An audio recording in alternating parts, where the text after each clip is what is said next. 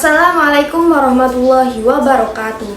Sebelumnya, perkenalkan, nama saya Siti Nur Habibah dari program studi S1 Keperawatan Fakultas Ilmu Keperawatan dan Kesehatan dengan nomor induk mahasiswa 160924203003. Tujuan saya membuat video ini adalah untuk melengkapi tugas bahasa Indonesia yang telah diberikan oleh Bapak Fakih. Di sini saya akan menjelaskan mengenai kedudukan bahasa Indonesia sebagai bahasa nasional dan bahasa negara. Bahasa sendiri adalah alat yang digunakan oleh manusia untuk berkomunikasi berupa rangkaian bunyi yang dihasilkan oleh alat ucap manusia secara sadar yang bersifat arbiter serta digunakan oleh kelompok sosial tertentu yang sudah disepakati bersama sebagai bentuk identitas diri.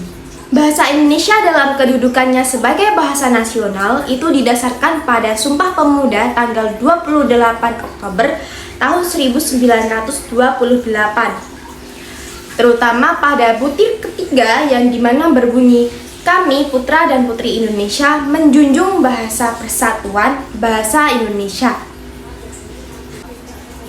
Sementara dalam kedudukan bahasa Indonesia sebagai bahasa negara didasarkan pada Undang-Undang Dasar 1945 pada bab 15 pasal 36 yang berbunyi bahasa negara adalah bahasa Indonesia.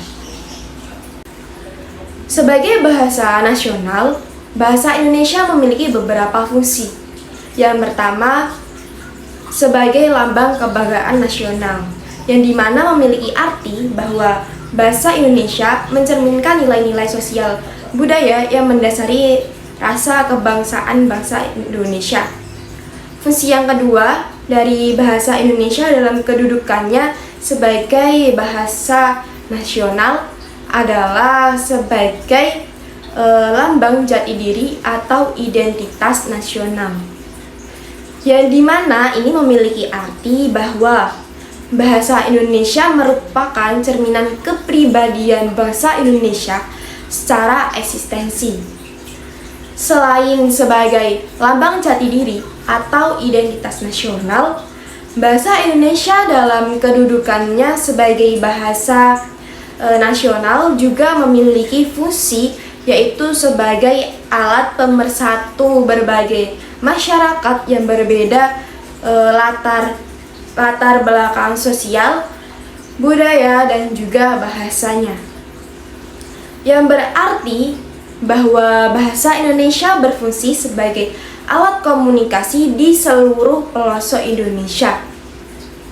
Nah, fungsi yang terakhir yang dimiliki oleh bahasa Indonesia sebagai bahasa nasional adalah sebagai alat perhubungan antar budaya dan juga antar daerah. Ya, dimana ini memiliki arti bahwa dengan adanya bahasa Indonesia dan penggunaan bahasa Indonesia itu mendahulukan kepentingan nasional ketimbang kepentingan daerah, suku, ataupun golongan. Nah, selanjutnya ada kedudukan bahasa Indonesia sebagai bahasa negara. Ini juga memiliki beberapa fungsi. Yang pertama yaitu sebagai bahasa resmi negara. Bahasa Indonesia digunakan untuk berbagai keperluan kenegaraan, baik itu lisan maupun juga tulisan, seperti pidato-pidato kenegaraan, dokumen-dokumen resmi negara, dan juga sidang-sidang yang bersifat kenegaraan. Semua itu dilakukan dengan menggunakan bahasa Indonesia sebagai bahasa pengantarnya. Nah, untuk fungsi yang kedua, bahasa Indonesia dalam kedudukannya sebagai bahasa negara, yaitu sebagai bahasa pengantar resmi di lembaga-lembaga pendidikan.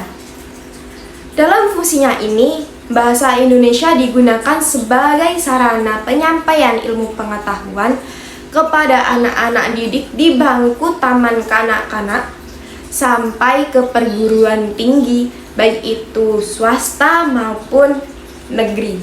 Selain sebagai bahasa pengantar resmi di lembaga-lembaga pendidikan, Bahasa Indonesia sebagai bahasa negara juga memiliki fungsi sebagai bahasa resmi dalam perhubungan pada tingkat nasional, baik itu untuk kepentingan perencanaan dan pelaksanaan pembangunan maupun untuk kepentingan pemerintahan, yang dimana memiliki arti bahwa bahasa Indonesia tidak hanya digunakan sebagai alat komunikasi timbal balik antar pemerintah dan masyarakat, melainkan juga digunakan sebagai alat komunikasi penduduk di seluruh pelosok Indonesia.